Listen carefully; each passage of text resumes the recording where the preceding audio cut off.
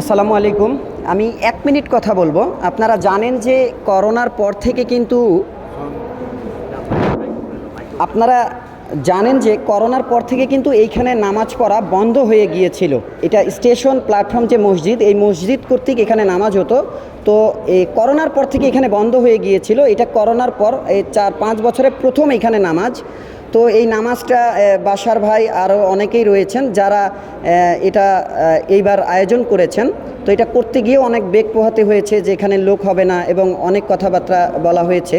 তো আমি কিছু মুরব্বী এবং আরও স্থানীয় কয়েকজনের সাথে কথাবার্তা বলি। তারা বলে যে না বাবা, আমরা তো অনেক আগে থেকেই এখানে দেখছি যে এটা একটা ঐতিহ্য ধরে রেখেছে। রংপুর রেলওয়ে স্টেশন প্ল্যাটফর্মে নামাজ হতো, বকরিদায় মাইকিং হতো, পাশাপাশি স্টেশন প্ল্যাটফর্মের বিষয়টাও বলা হতো।